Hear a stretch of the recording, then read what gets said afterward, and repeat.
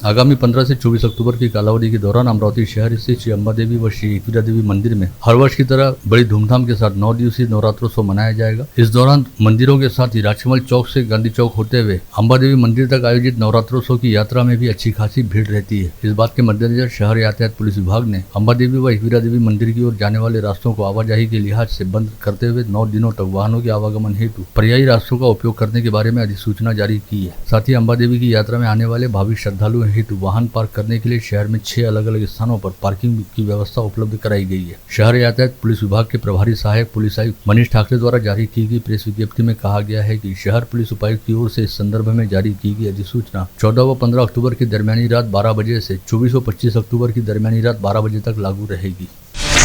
स्वाभिमानी शेतकरी संगठन के अध्यक्ष व पूर्व सांसद राजू शेट्टी ने सोलापुर में मीडिया के साथ बातचीत करते हुए अचलपुर निर्वाचन क्षेत्र के विधायक बच्चू कडू के नाम एक भावनात्मक अपील करते हुए कहा कि इस समय विधायक बच्चू कडू जैसे नेता का सत्ता में बने रहने का कोई अर्थ नहीं है, क्योंकि अब सत्ता में कुछ बचा ही नहीं है। अतः विधायक बच्चू कडू ने किसानों के मुद्दों व समस्याओं को देखते हुए अब राज्य की सत्ता का साथ छोड़कर सरकार से बाहर निकल कर आना चाहिए और हमारे साथ मिलकर मैदान में उतरते हुए किसानों के अधिकारों के लिए सड़क पर उतरकर संघर्ष करना चाहिए। पूर्व सांसद राजू शेट्टी के मुताबिक किसी समय किसानों के मुद्दे को लेकर बेहद मुखर रहने वाले विधायक बच्चू कडू की सत्ता में शामिल होते ही किसानों के संदर्भ में भाषा बदल जाएगी, ऐसा उन्हें कभी नहीं लगा था, लेकिन अब भी कुछ नहीं बिगड़ा है। अतः विधायक बच्चू कडू ने किसानों के हितों को देखते हुए सत्ता का मोह त्याग देना चाहिए और सरकार का साथ छोड़कर सत्ता से बाहर आ जाना चाहिए।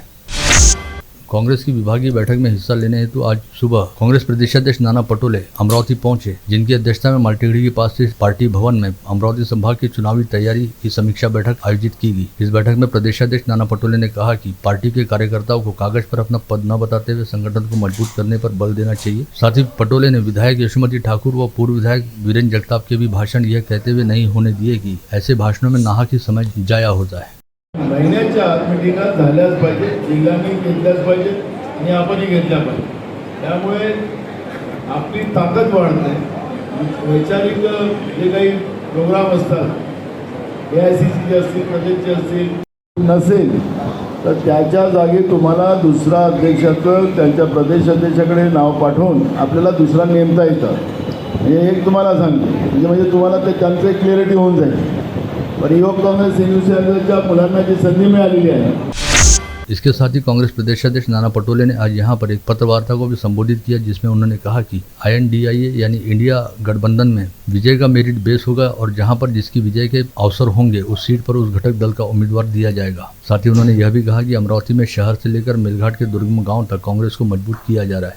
काल आमचे राष्ट्रीय अध्यक्ष मल्लिकार्जुन खरगे साहेबांच्या अध्यक्षतेखाली जी कार्यकारिणीची बैठक झाली परवाच्या दिवशी, त्याच्यामध्ये राहुल गांधीजींनी तो प्रस्ताव मांडला आणि काँग्रेस कार्यकर्ता जनगणनाला घेऊन ओबीसीची जनगणना घेऊन याची जनजागृती करण्याचं काम या निमित्तानं करणार आहे। गाव पातळीपर्यंत शेवटच्या माणसापर्यंत या जनगणनेचं महत्त्व, कारण की आर्थिक सामाजिक पण दिखावा करण्यासाठी अनेक शहरामध्ये ओबीसीचे आंदोलन करण्याचा प्रयत्न करतात। राज्यातही बहुमताचं सरकार आता बहुमत आणण्यासाठी त्यांनी काय काय केलं राज्यामध्ये ते पण आपण पाहिलं। धोक्याचे लोक जमा केले।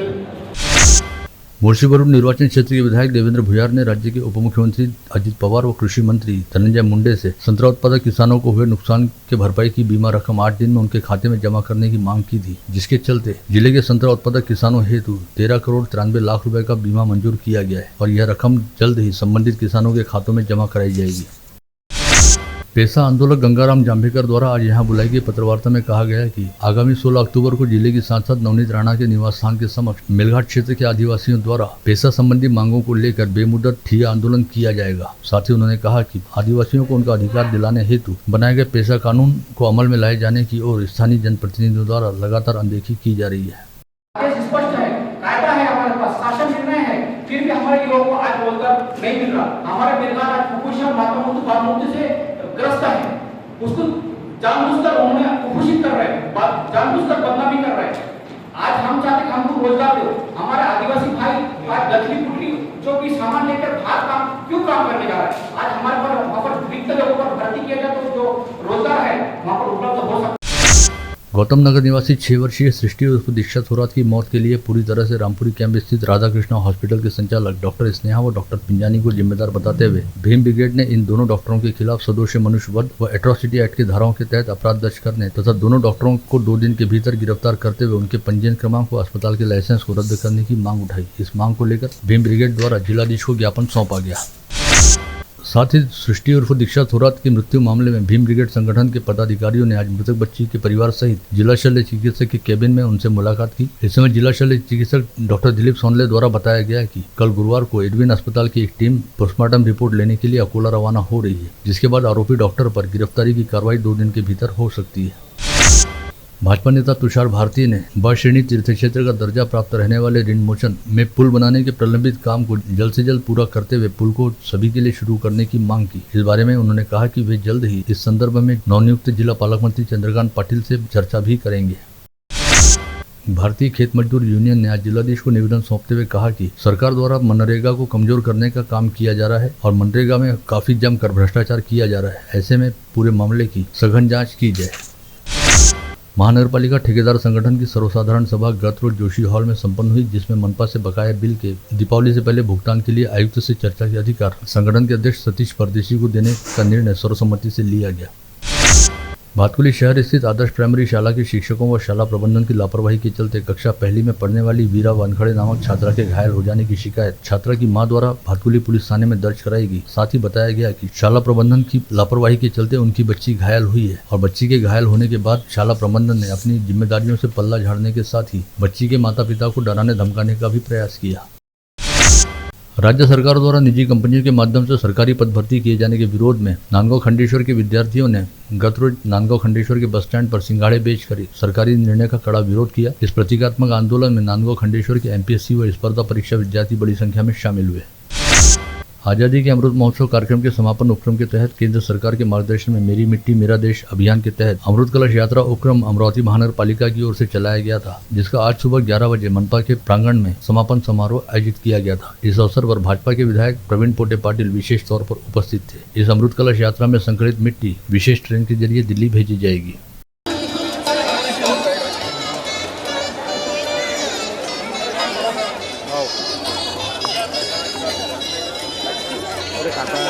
बोलो भारत माता की, भारत माता की, वंदे वंदे भारत माता की। आज या ठिकाणी मेरे माटी मेरा देश, वीरों को वंदन, शहीदों को नमन, मोठी एक घोषणा या देशामध्ये नरेंद्रभाई मोदी यांनी केली, ज्याच्या माध्यमातून माझ्या देशाप्रती प्रत्येकाला, प्रत्येक विद्यार्थ्याला, प्रत्येकाला व्यक्तीला देशाचं प्रेम व्यक्त करता आलं पाहिजे, म्हणून या ठिकाणी हा कार्यक्रम मोठ्या प्रमाणात राबवण्यात आलेला आहे। प्रतिवर्ष दुर्गोत्सव के समय अमरावती आकर मां दुर्गा की सजीव लगने वाली मूर्ति को साकार करने वाले कोलकाता निवासी शिल्पकार सुदीप मंडल ने आज मंडल न्यूज के साथ विशेष तौर पर बातचीत की। इस समय उन्होंने कहा कि उन्होंने अपने बचपन से ही अपने पिता गुरुपद मंडल को देवी देवताओं की मूर्तियों को गढ़ते देखा है और पिता की विरासत से मिट्टी को स्वरूप देकर देवी देवताओं की मूर्तियों को गढ़ना भी सीखा है। उसी परंपरा को वे आगे बढ़ाने का प्रयास कर रहे हैं और मूर्ति कला को कायम व जीवंत रखना ही उनके जीवन का उद्देश्य है। प्रतिवर्ष जवाहर गेट के भीतर प्रताप चौक पर बड़ी धूमधाम के साथ 9 दिवसीय नवरात्रोत्सव मनाने वाले श्री वीर प्रताप नवदुर्गा महोत्सव मंडल द्वारा इस वर्ष भी मां दुर्गा देवी की प्रतिमा स्थापित कर आगामी 15 से 24 अक्टूबर तक नवरात्रोत्सव मनाया जाएगा, जिसके लिए तमाम तैयारियां शुरू कर दी गई हैं। साथ ही इस वर्ष के महोत्सव हेतु कार्यकारिणी का गठन करते हुए अलग अलग पदाधिकारियों को उनके कामों का जिम्मा भी सौंपा गया है। नवनियुक्त कार्यकारिणी में मंडल न्यूज के प्रबंध संचालक राजेश अग्रवाल को स्वागताध्यक्ष नियुक्त किया गया है। वहीं प्रकाश चितलांगे को अध्यक्ष, सुरेश शर्मा को सचिव, महेंद्र चोपड़ा को मंडल प्रमुख, ज्येष्ठ विधि के प्रशांत देशपांडे को उत्सव अध्यक्ष तथा पत्रकार चंदू सोष्टिया को मंडल का संरक्षक नियुक्त किया गया है।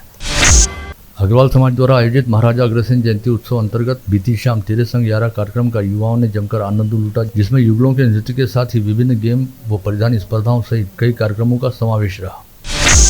शहर के विख्यात युवा उद्योजक नरेंद्र भारानी ने विगत 8 अक्टूबर को अमेरिका के शिकागो शहर में आयोजित मैराथन स्पर्धा में सहभाग लिया। 42.2 किलोमीटर की इस मैराथन स्पर्धा को सफलतापूर्वक पूर्ण करते हुए नरेंद्र भारानी ने अमरावती सहित समूचे विदर्भ क्षेत्र का नाम रोशन किया है। यवतमाल जिले की वनी तहसील स्थित जैताई देवस्थान द्वारा प्रतिवर्ष दिया जाने वाला जैताई मातृगौरव पुरस्कार इस वर्ष अमरावती के वज्जर स्थित अंबादास पंत वैद्य बाल गृह के संचालक शंकर बाबा पापलकर को दिए जाने की घोषणा की गई है। यह पुरस्कार आगामी 19 अक्टूबर को दोपहर 1 बजे वनी के जैताई सभागार में वरिष्ठ समाज सेवी सुधाकर पुराणी के हाथों शंकर बाबा पापलकर को समारोह पूर्वक प्रदान किया जाएगा। सबसे खास बात यह है कि यह पुरस्कार खुद अपने हाथों स्वीकार करने की बजाय शंकर बाबा पापलकर इसे अपनी अंधमानस कन्या व लता मंगेशकर गायन पुरस्कार प्राप्त गांधारी के हाथों स्वीकार करेंगे।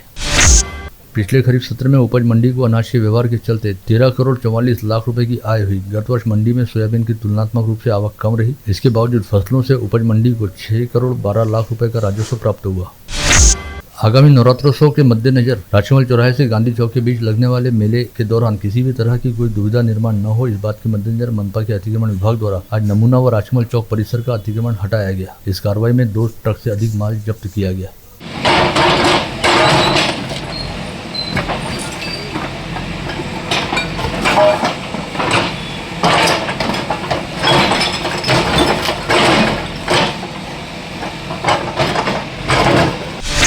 संत गाड़गे बाबा अमरावती विद्यापीठ तथा विदर्भ यूथ वेलफेयर सोसाइटी द्वारा बडनेरा स्थित राम मेघे इंजीनियरिंग कॉलेज में युवा महोत्सव का आयोजन किया गया है, जिसमें समूचे संभाग से आए छात्र छात्राओं द्वारा एक से बढ़कर एक कला प्रस्तुतियां दी जा रही हैं, जिनके जरिए भारतीय संस्कृति व परंपरा का दर्शन हो रहा है।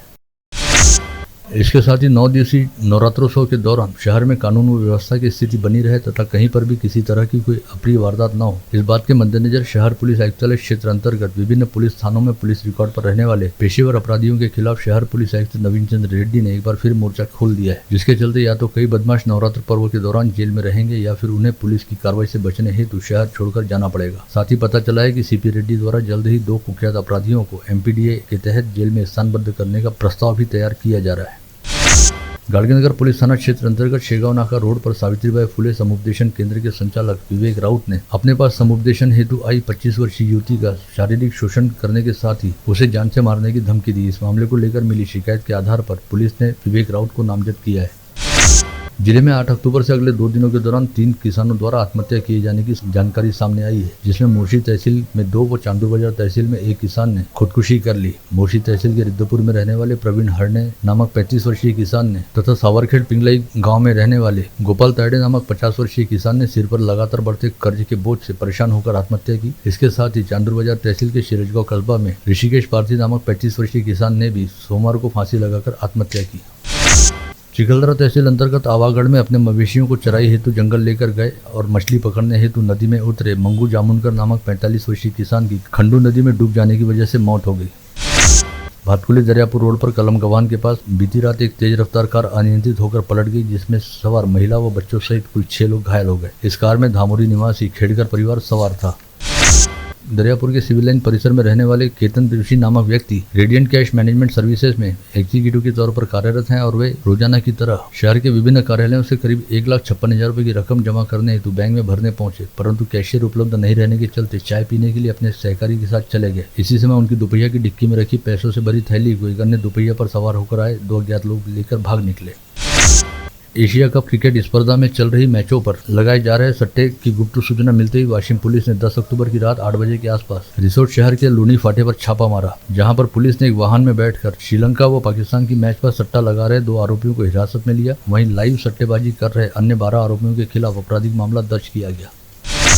वर्धा जिले की आरवी तहसील अंतर्गत वर्धमनेरी में महज 600 रुपए की मांग करने की वजह से हुए झगड़े में एक प्रेमी ने अपनी विवाहित प्रेमिका को घासलेट छिड़क कर जिंदा जलाते हुए जान से मार दिया था। इस मामले में वर्धा की जिला व सत्र अदालत ने सचिन उर्फ बंटी पांचघरे नामक आरोपी प्रेमी युवक को 50,000 रुपए के आर्थिक जुर्माने के साथ ही आजीवन कारावास की सजा सुनाई तथा मृतका के दोनों बच्चों को नुकसान भरपाई के तौर पर 20,000 रुपए ऐसे कुल 40,000 रुपए दिए जाने का आदेश पारित किया।